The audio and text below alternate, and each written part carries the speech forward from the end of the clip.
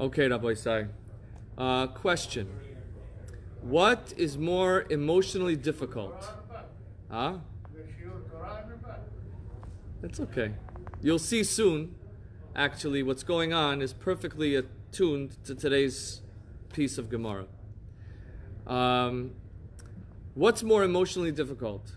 To buy or to sell? Sell. Everyone agrees? It's difficult to buy. You have to buy the right stuff, the right amount. Yeah? It might be what you're talking about. I will tell you. I tell you. I did a little research on this. It pertains to today's Talmud. The Talmud says, Bo re'eh, come and see. Shelo kamidas basar v'adam midas HaKadosh Baruch Hu. That God's way is not the way of people. Midas basar v'adam, the way of people, Adam mocher chayfetz l'chavero, when a person sells something to his friend, mocher otzav, otzev lokeach someach. The seller is sad and the buyer is happy. And I wondered about this, because obviously I'm not in business, so I rarely have the experience of selling. So I did a little research, and the first thing that I came across is a Wall Street Journal article that talks about the emotions of buying and selling your home. So, selling one's home is the most emotionally painful experience, can be one of the most emotionally painful experiences in one's business life, in one's commercial, financial life. Thank you. But that's understandable because there's so many memories attached to a home. The writer brought in anecdotes of people who burst out crying and sobbed through the closing on the house. Right? But then I thought that's really maybe an anomaly in business because of the emotional nature of a home. So I did a little more research. Right, a home is not necessarily business, but nonetheless it is a sale. It's uniquely emotional. But then I did a little more research about the emotions of buying and selling stocks. And I found a remarkable thing. It's not a peer-reviewed study, but a study by a financial paper, a financial journal, that surveyed 750 people who are involved in stock investors. And they asked them, which is the most emotionally difficult experience? Selling short, buying on margin. Okay? 43% said selling is emotionally difficult. 41% said selling short is more emotionally difficult. So selling got a total of 84% of people said that this is more emotionally difficult. Buyers, only 3% said that buying is emotionally difficult. Buying on margin got 13%, which is understandable because there's risk involved. Yeah, but that's because once you're selling something, you either made money or lost money. You bought it, you haven't done anything yet. So actually, you're pointing out that when you sell something, there is a clear the financial story is told. Yeah. Whereas when you buy something, if you sell short, you're selling something you don't have. if You you don't don't know know what it's going to financially. right? So with selling short, there's a lot more. There's more risk there, but I think it's more. It has a more strategic element than a regular sale. If you own Kodak last week, you're bankrupt. Yes. So we're talking about what's fascinating, though, is that you point out that with the sale, the story is over. You walk away with your clear amount of money in the bank, which would actually, I think, serve as a dampener on the emotional boost from the sale, because often a person is selling because the stock is crashing. So you're selling to get out. Selling to make money. Yeah. People sell when the stock, but people also sell when the stock is going down. They want to dump it. Yeah, but Usually if people sell when the stock is going down, it's not because the stock is going down, it's because they need the cash. I think you have to. Okay, You have to clarify that statement. so it's upsetting them. It's such a bad position that they need the cash. Okay, good shot. It depends on the person. If you're the average person, it might be harmful and disturbing. Yeah. But if you're a person who's A professional. who has Yeah. a finger on the pulse, it's not as Okay, impactful. good point. It depends on your own situation too. absolutely. Yes, absolutely. So, nonetheless, the numbers are clear that the emotional. This is what people report: the emotional experience of selling is more difficult than the emotional experience of buying. Actually, with regards to the emotional experience of buying, this is just another thing that came up in my research, sort of in sales techniques, saying that sales, when people buy things, they buy emotionally and they justify it logically later.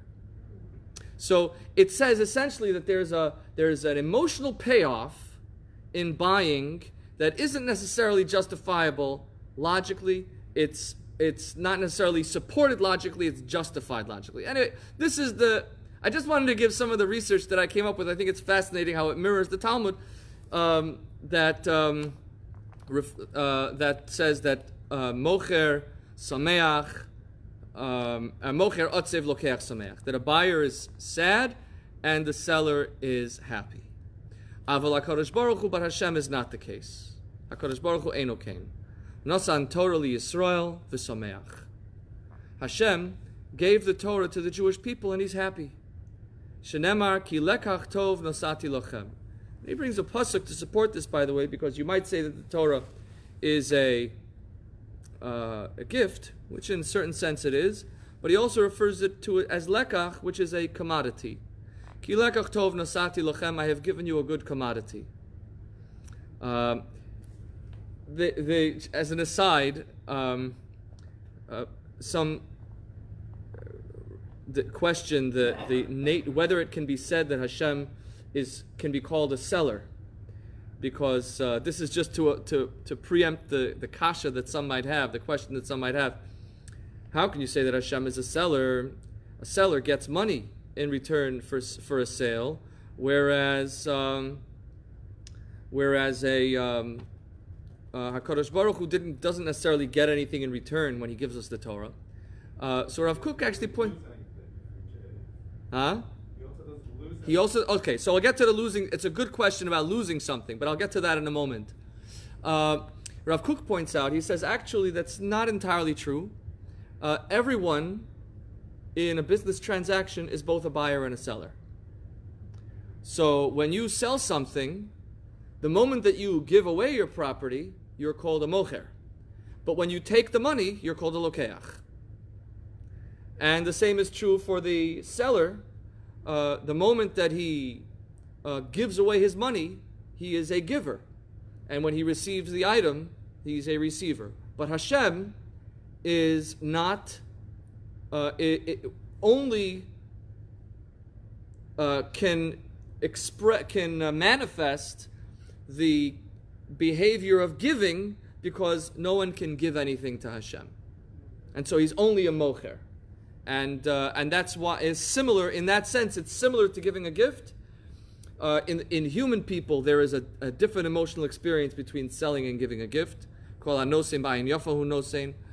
with HaKadosh Baruch Hu, with God, it's hard to make that distinction. But the other question that was asked is, how do we say that Hashem gives something if Hashem is everywhere? And as we've been saying, Hashem controls the whole world. Where is outside of Hashem that Hashem can give something? And answering this question will also answer a question that bothered me very much, which is, we have been talking about the problem of human suffering. And the piece before talks about human suffering, and the next piece will talk about human suffering. And in the middle, the Talmud departs to talk about this issue of Hashem giving away the Torah. And I couldn't understand why. So let's go to the first question, which is, how does Hashem give something?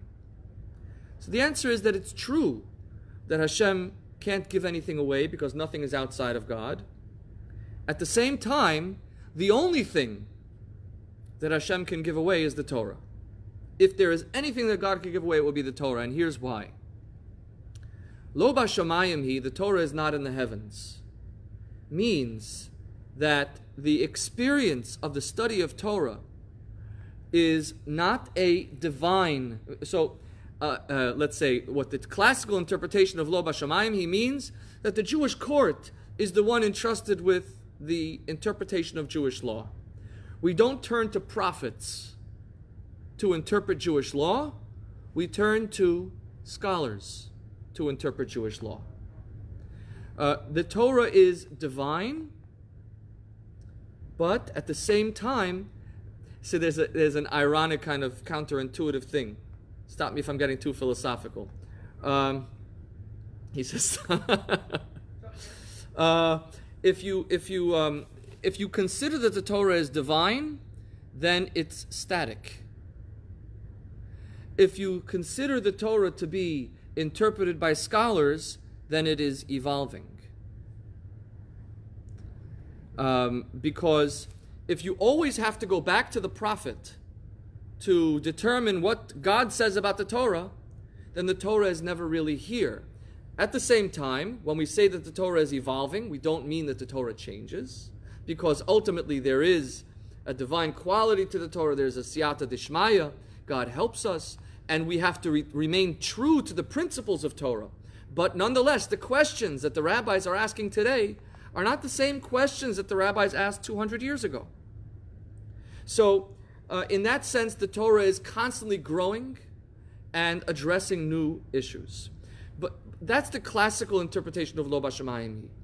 But there is another of that Torah is not in the heaven. But there's another aspect to Lo b'shamayim hi, to the fact that the Torah is not in the heaven. And this is the fact that in order for the Torah to be given, God has to give us freedom. The Torah is predicated, it's necessary for people to have freedom of choice in order for the Torah to be a thing. And therefore, God really does give something away when He gives the Torah. He gives away His control to a certain degree. At least you might say that Hashem always controls circumstances, but Hashem gives up control of the space between our ears. And by giving up control of the space between our ears, Hashem gives us the ability to determine halachic questions. We have faith that Hashem is helping us, but nonetheless we don't know what Hashem wants when we ask this question. We have to rely on our own learning and our own understanding. And this, as a parent, I can tell you, is a supremely frightening thing. I don't know why people celebrate bar mitzvahs. Your child is literally going into the age where he's going to begin arguing with you. Going to begin thinking for himself. That's the definition of going to teenagehood and adulthood, is that he's thinking for himself. I'm losing control of my child. What's to celebrate? And this, I believe, is why, before I answer the question, I think this explains why it fits into the parsha, into the general discussion around human suffering, because along with the giving of the Torah comes human suffering. That doubt, that walking in darkness, that limitation of human perception, which comes along with the obligation to think, the struggle to find the truth, meaning God giving us the power to struggle to find the truth, also means that we will not know the truth. And that is also an experience of human suffering. And this might also be a cognitive reframing. When we encounter something that we don't understand, when we encounter something painful, through the lens of Torah, now that we understand that this is a gift from God, that God gave away His control of our mind, that we understand now that when I don't know where I am, and I don't know what I'm doing, and I don't know what's happening, God is happy in that moment because He gave away the Torah. Normally a parent is afraid when his child goes away, but God also trusts us in that moment. more than a parent might trust their teenager. Now, if you have a particularly good relationship with your child, great. That's the simcha of a bar mitzvah. So when did I realize what a bar mitzvah is, why we celebrate a bar mitzvah? When I saw my son holding the door open for someone in shul. And it wasn't because I told him to. Because he doesn't do a lot of things I tell him to. So I knew that he did it because he has become a mensch. That's the greatest nachas that a person can have. When his child, who is independent, who he's let go of, goes off on his own and does the right thing, that's mocher someach. One who has let go of his things is rejoicing. And so it's the pain of the human condition is actually a reflection of a godly gift of the ability to choose so that we can give God simcha, we can make him laugh. Natzchuni bonai nitzchuni, that we have made a decision that maybe we didn't expect that we would have the strength to make.